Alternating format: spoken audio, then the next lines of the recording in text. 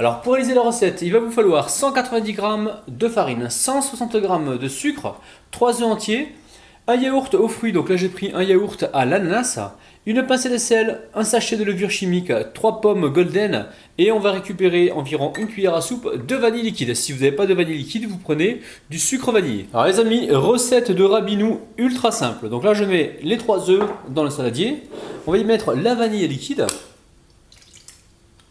Ça sent bon la vanille.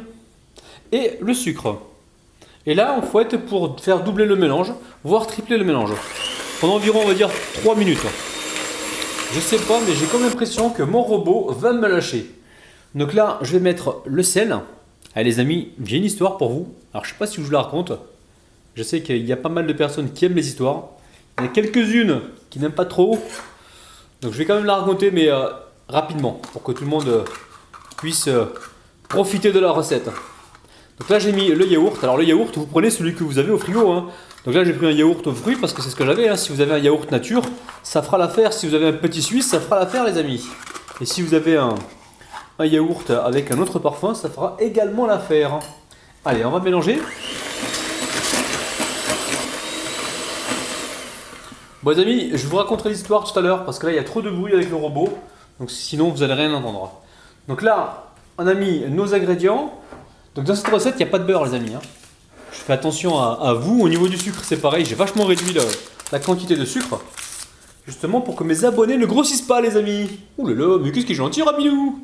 Allez, on met la farine donc dans le tamis. Wow, wow, reste là toi.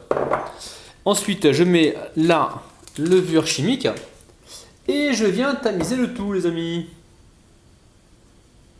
Alors une fois que c'est fait, je vais mélanger donc avec souplesse et délicatesse. Dans un premier temps comme ceci.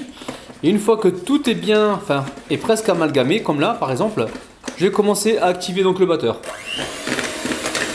Là je vais mélanger environ 1 minute, même 30 secondes. Il faut vraiment que ce soit bien amalgamé, hein. Alors, de temps en temps on s'arrête. Et là on vient chercher donc toute la farine qui ne s'est pas mélangée, qui est bien restée sur le côté. Il n'y a pas de raison qu'elle participe pas au manège. Tout le monde participe au manège. Rabat, il est quelle heure là? 21h47. Je comprends pourquoi je commence à dire des conneries là. Je me disais aussi, mais c'est pas dans mes habitudes de dire des bêtises. Mais là, 21h47, je suis dans la cuisine depuis ce matin 8h. Enfin, j'ai pas fait que cuisiner, hein. J'ai aussi fait du montage. Parce que mon bureau se trouve aussi en cuisine les amis. Bon Rabinou, tu racontes ta vie là. Allez, on va fouetter ça. Et là, on pense à préchauffer donc le four à 175 degrés les amis, hein. Donc là, je retire les fouets. Ensuite, j'épluche les pommes. Je les coupe en fines lamelles et on va les intégrer directement dans la pâte. Alors une fois que les pommes sont épluchées et vidées, on va venir ici avec le couteau faire des fines lamelles. Alors si jamais vous avez la mandoline, l'appareil qui vous permet d'aller vite et de couper donc bien fin, n'hésitez pas à utiliser le robot ou la mandoline, hein. Pour ma part, ce sera donc au couteau. On va essayer de faire ça très fin. Alors au niveau des pommes, vous en prenez 3 ou 4, hein, tout dépend de la taille des pommes. Mais il faut que ce soit bien chargé en pommes. Donc là les amis, je sépare les pommes une par une. Et je viens les mélanger délicatement en essayant de ne pas les casser, hein. Et entre chaque ajout, on va venir ici mélanger. Donc toujours avec souplesse et délicatesse, hein. Alors ensuite, vous récupérez un moule qui fait environ 22 cm et vous venez donc le beurrer généreusement. Donc là, je verse toute la pâte. Oh là là les amis, regardez-moi ça, les pommes avec la pâte. Ça va être bien gourmand tout ça les amis. Ouh là là. Alors ensuite, on passe un petit coup de spatule. Donc je répète, la température du four 175 degrés. Et là, je pense qu'on est parti pour une cuisson d'environ 20 minutes, 25 minutes. On surveille, tout dépend des fours, hein. Allez, c'est parti. Donc là, le gâteau est cuit. Alors, je vais m'assurer qu'il se démoule bien. Donc, je passe un petit coup de couteau sur le contour. Juste avant de pouvoir le retourner. Parce que les pommes, si elles ont un petit peu caramélisé, elles peuvent coller. Donc là, c'est encore chaud, hein. Je viens de le sortir. En touchant le gâteau, on se rend compte qu'il se tient comme il faut. Donc là, je mets une grille et je vais retourner rapidement le gâteau sans me brûler. Allez, 1, 2 et 3. Alors, abracadabri, abracadabra, tu te démouleras rapidement. Bon là là. Les amis, regardez-moi ça, ça a l'air succulent, ça a l'air nickel. Oh, oh, oh, oh, oh. Regardez-moi ça. Donc là, on va le laisser complètement refroidir. Alors n'hésitez pas à aller voir donc le gâteau aux pommes invisibles de Doujamonde. Je vous mettrai donc le lien de sa chaîne en fin d'écran. Vous allez d'ailleurs pouvoir vous y abonner si vous le souhaitez. Elle a pas mal d'idées concernant les recettes du Ramadan. Donc je vais passer aux dédicaces. Aujourd'hui, je dédicace uniquement les abonnés d'Instagram. Alors, de temps en temps, je fais uniquement Instagram. Des fois, je fais uniquement Facebook et uniquement YouTube. Donc aujourd'hui, ça sera Instagram, les amis.